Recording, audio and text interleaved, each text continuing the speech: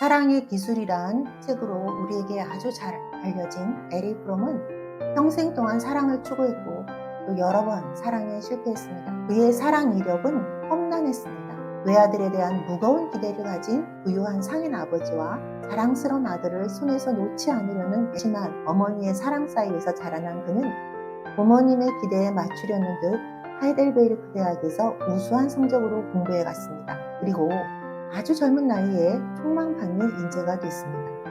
하지만 사랑은 평생 그의 소나기에서 모래처럼 빠져나갔습니다. 그가 남긴 유명한 말, 사랑은 희망과 기대로 시작하지만 결국에는 반드시 실패하는 활동이며 사업이다 라는 말은 바로 자신의 사랑 경험담입니다. 그가 사랑의 기술이란 빛나는 책을 쓴 것은 그런 경험과 연관된 일이겠죠? 20대 초반에 그는 약혼녀를 친구에게 빼앗깁니다. 중마고인 레오 레벤탈이었죠? 얼마나 낙담했겠습니까? 젊은 베르테리의 슬픔보다 몇 배 더한 쓰라림과 상처를 입었을 것입니다. 공부와 연구에 전념하는 걸로 사랑에 아프고 잊으려 했던 그는 학문의 동반자였던 여성과 결혼을 합니다. 함께 정신분석 치료실을 운영했던 자신보다 11살 연상의 여성인 정신과 의사 프리다 라이히만이었습니다. 그런데 이 사랑은 금방 암초에 부딪힙니다. 무언가 잘못했다고 느꼈지만 그는 이 사랑의 길을 강행하려 했습니다. 이 부조화는 병증으로 나타납니다. 결핵이란 질병으로 인해 그는 스위스로 요양을 떠나야 했고 부부를 잘 아는 친구는 그의 병이 다름 아닌 결혼생활 문제에서 비롯했음을 충고했습니다. 결국 에릭 프롬은 아내와 결별합니다. 첫 번째 이혼이지만 약혼의 파혼까지 생각하면 그는 벌써 2번이나 사랑에 실패했습니다.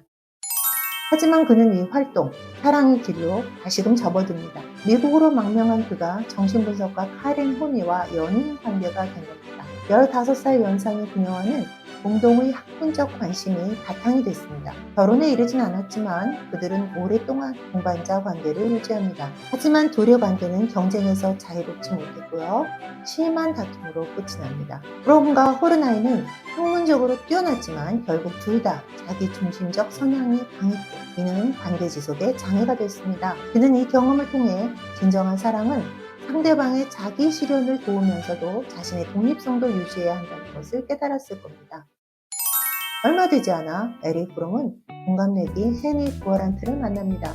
그녀는 독일의 철학자인 발터 베냐민과 함께 나치스를 피해 도망친 사람입니다. 프롬은 독일생인 사진기자 헤니 부어란트와 다시금 결혼합니다. 그의 나이 44살이었습니다.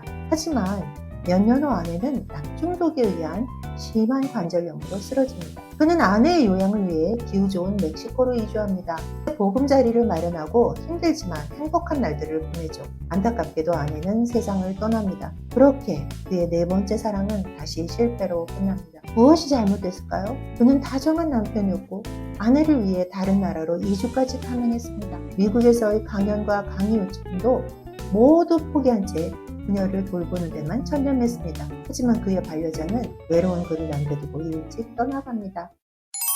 에릭 프롬은 완전히 절망합니다. 더 이상 사랑을 찾아 떠나려는 시도를 멈췄습니다. 이제 그에게는 무력감과 고독만 있을 뿐입니다. 심한 상실감에 빠져있던 그에게 새로운 햇살이 비칩니다. 남편을 3번이나 떠나보낸 미망인 평범하고 매력적인 하지만 직업적 야망은 없는 그리고 대화가 아주 잘 통하는 여성을 만난 것입니다. 바로 미국 여성인 애니스 프리만이었습니다. 53살의 나이에 프롬은 그녀와 결혼합니다. 그들은 꽤 오랫동안 27년이나 함께했습니다. 그녀와 함께하면서 에릭 프롬은 사랑에 관한 깊은 성찰과 기술을 터득할 수 있었습니다. 에릭 프롬의 말년의 조수였던 라이너 펑크의 회상을 따르면 에릭 프롬은 아내의 투병 기간 동안 변함없는 배려와 다정함을 보여주었다 합니다. 그는 아내의 회복을 위해 함께 식이요법을 했고 늘상 많은 대화를 나누었다고 기억합니다. 프롬은 애니스 프리만과의 안정된 결혼 생활을 통해 이해와 배려, 책임, 존중, 지식이 조화를 이루는 관계를 실제로 경험했습니다.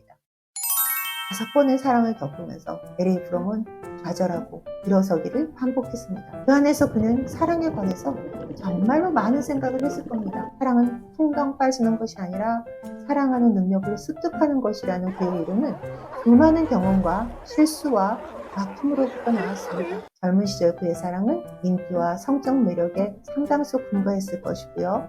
사랑을 종교처럼 대하는 낭만적 사랑도 했을 것입니다. 평범한 우리처럼요. 어떤 때는 상대와 자신의 가치를 점수화해서 진열장 상품을 고르듯 상대와 자신을 교환했을 수도 있습니다. 또 어떤 사람과는 사랑하기 때문에 필요한 게 아니라 필요하기 때문에 사랑하는 그런 관계를 가지기도 했을 것입니다. 하지만 그는 항상 용감하게 사랑을 시도했습니다. 트라우마에 갇혀 더 이상 누군가에게 관심을 갖지 못하고 멀찍이서 지켜보기만 하지 않았습니다. 한편으로는 어머니와의 관계에서 비롯된 유아적 애착에서 벗어난 사랑을 하기까지 수많은 시행착오를 겪어야 했습니다.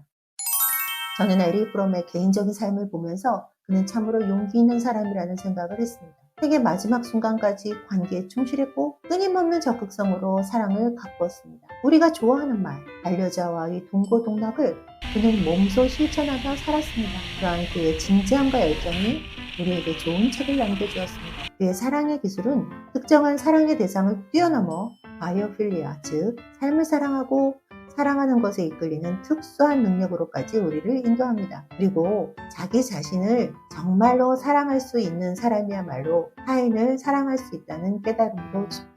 여러분 끝까지 함께 해주셔서 감사합니다.